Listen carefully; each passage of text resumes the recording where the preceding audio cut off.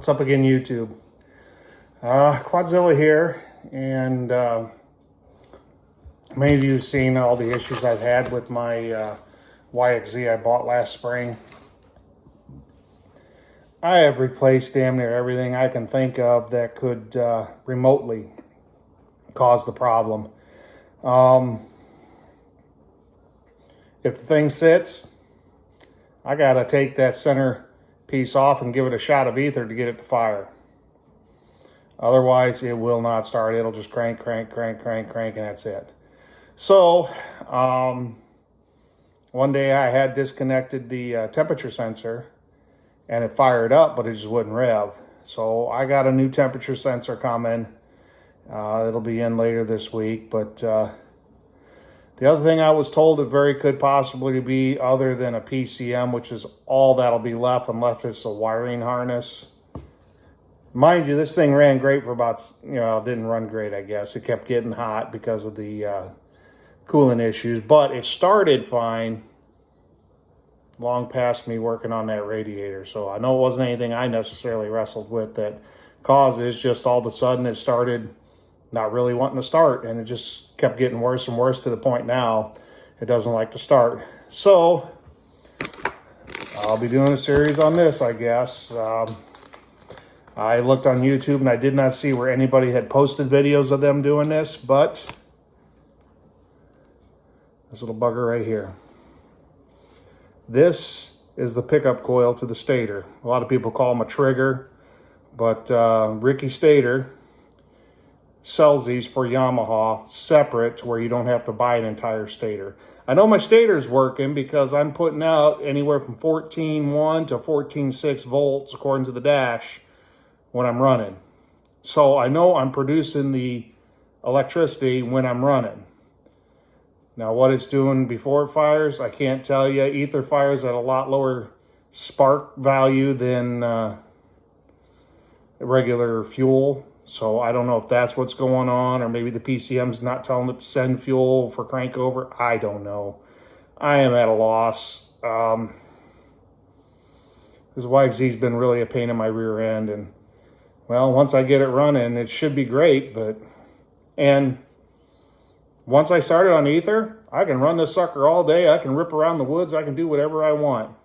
As long as I restart it within a couple hours while it's still warm, fire right up. It's not compression. I tested compression. That was all good. I don't remember the numbers anymore, but I went out and bought a professional compression tester set, and that way there I could get down inside those cylinders to hook it up, and I'm testing good. I have good compression, so there's no rattle from valve lash or anything. So anyways, Ricky Stator sells these as an individual. Comes with a long set of line, and then you can solder it in. So what you got to do is you got to pull that stator cover off to get up in there to rip your old one off to put this one in and work it through the loom till you get outside of the compartment, which I guess you could do it inside the compartment, but I wouldn't recommend it because of all the oil and everything sloshing around inside there. To be able to solder this into your lines outside of the cover. Here is the box the Ricky Stator came in, and I want to point this out because if you look at that, it's telling you it fits a Grizzly 700. I thought they sent me the wrong stuff, so I double checked. I got back on their website and everything else, and this is for the YXZ1000 also. So the part number, as you can see right there, RSOP U2G. That's the same thing it says here on my bill sheet. Let me cover up my name and address, if that helps. So once again, the box says Yamaha, Grizzly, and Rhino 700 all years. Now that might help you if you got a Rhino laying around. You might be able to steal one off of that, or if you know where there's a Rhino laying around, you could probably steal pickup coil off of it and just swap it over. But RSOP U2G from Ricky Stator. Now this thing from Ricky Stator, when I purchased it, it is $59.95 and then they charged me $10.72 to ship it. So $70 compared to almost $400 from Yamaha for an entire stator assembly. One thing I did notice when I did a quick walkthrough out there is that my oil line goes through that stator cover. So that's one thing I got to take into consideration, is I got to see what it's going to take pulling that oil line off there. Am I going to have to drain the entire system, or can I pull it off and plug it? Probably going to have to drain the system if I have to guess, and then change my oil, even though it's only got like probably 20 miles on an oil change, if that much. It's pretty sad, but that's just the nature of the beast with all these problems I've had. If this don't do it, I'm literally down to either a wiring harness or the PCM. So then I'd be contacting Muller to get the PCM reflashed or something, which I think is like $400 or something. I'd have to look at them again. This thing's been a pain in my butt. I've liked the YXZ, but there's been enough aggravation with this sucker that the right person came along and offered me the money. Once it's done, this thing would be gone, just because of all the issues I've had. Yeah. So as you can see, it's just going to have 2 bolts. This end right here will be facing the stator to pick up the magnet. So then that'll be in. Everything I saw said to use a little bit of thread lock on it when it goes on, and then that's just going to go up and go through the cover. So stay tuned. All right, YouTube, I'm looking to see what it's going to take to get this pickup coil replaced inside the stator. And you can see the stator cover right up in here, and right there's where the wires come out and go to the other side. So as you can see, there's not a whole lot of clearance up in there. So I can see already, I'm going to have to take this exhaust can off. So I'm going to have my 1 bolt there, another one right there, and another one right there. So once I do that and the exhaust can's off, that's going to open this whole back area up for me to be able to exit this cover right here. You can see right there's where the wires come up from the other side and run over. Now I got 2 wires inside there that'll be to the pickup coil that I'll have to solder in. So they'll probably cut somewhere up here in the loom up in here. So after that's attached in space, it'll come up, and then I'll have to solder it and shrink tube it up into there. The only other thing I'm seeing right now though is right down here. That's one of my oil lines, and it goes through that cover.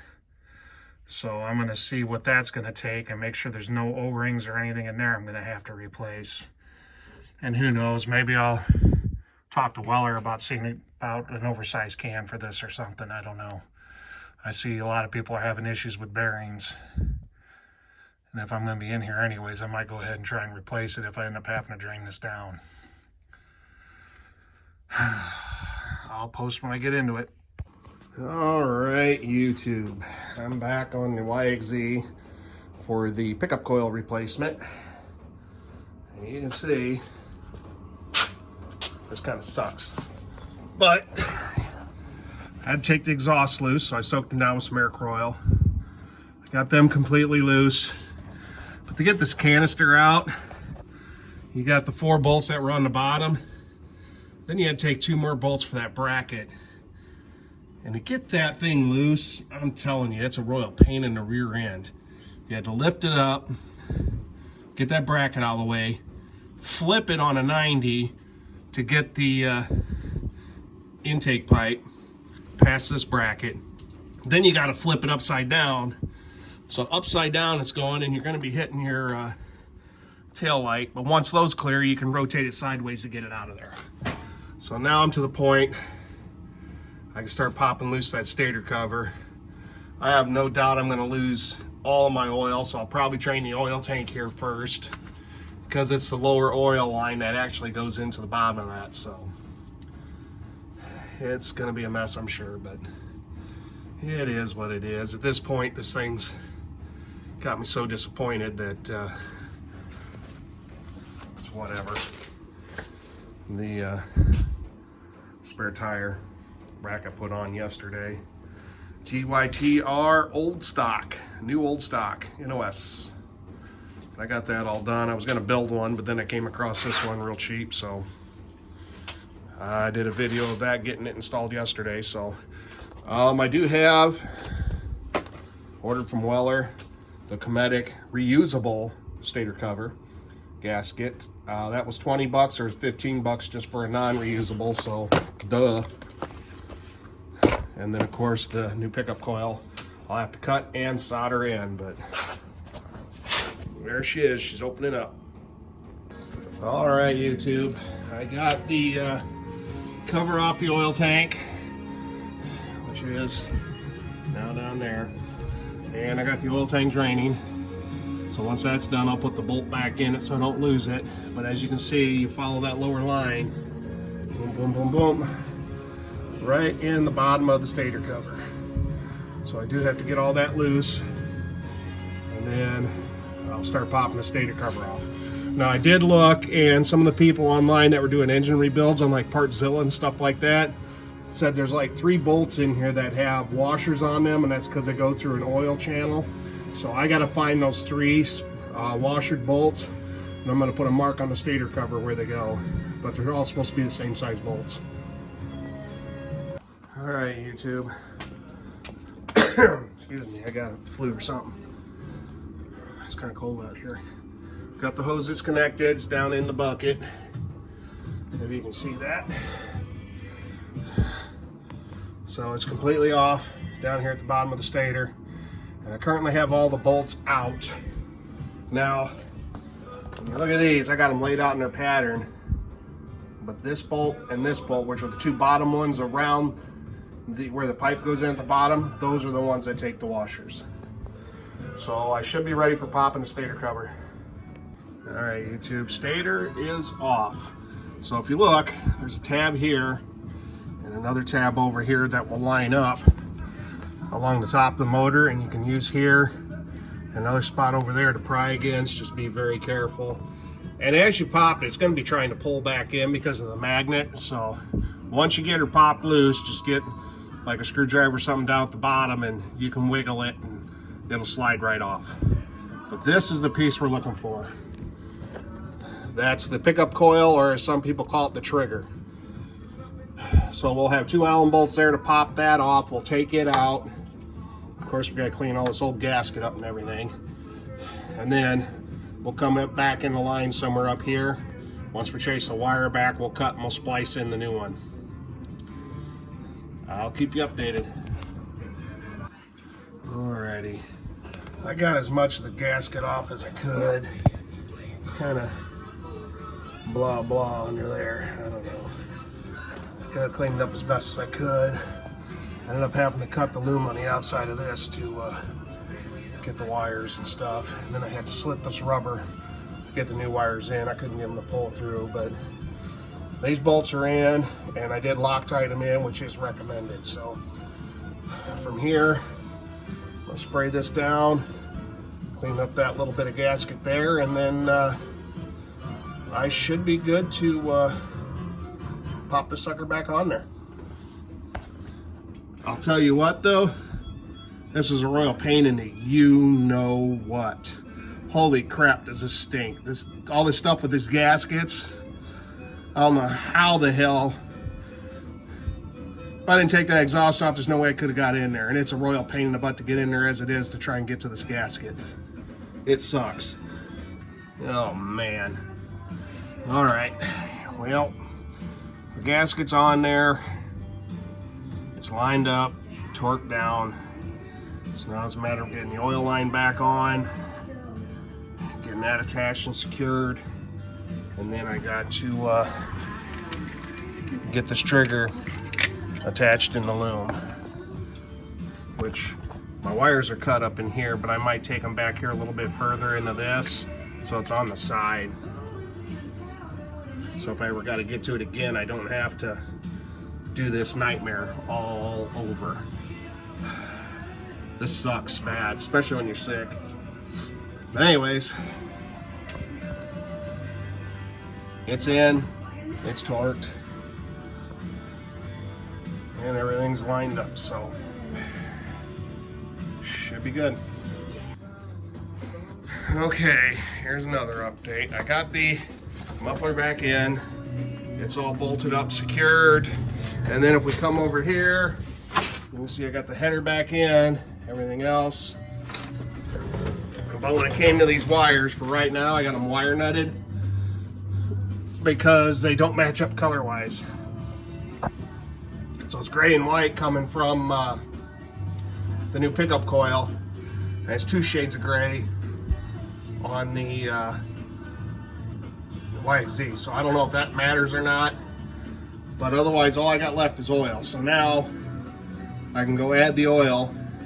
If I crank her over and this thing fires right up, then I'll go ahead and put my shrink connectors in there and everything else, and we'll be good to go. But it kind of sucked to shrink tube that in, solder it and everything else, and then find out it's backwards, which I don't know if it even matters on a stator, being it's just a pickup coil, it's sensing a pulse. So I couldn't see anywhere where it did matter, but I'm just playing it safe. So that's what I got next. I'll add some oil and we'll give her a crank. All right, we got the oil added, 2.5 quarts. It's 2.85, so I'll have to top it off yet. Full synthetic 1550 Yamalube. So unfortunately there's a bunch on the floor, but it is what it is. So let's give this a test and see if this actually fixed this damn thing, because I'm at my wit's end with this sucker. Remember, if this thing sits, it doesn't want to fire. So this thing has not been fired in about 2 weeks.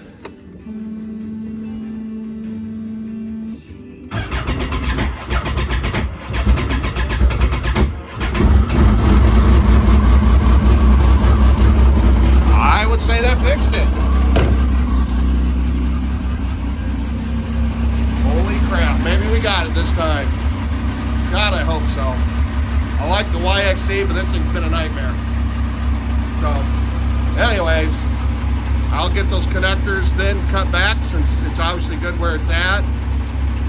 Put some solder shrink connectors in there, shrink tube them again, and be ready to rock. So now you know how to change a pickup coil. I didn't see any videos on it, so I figured I might as well do it.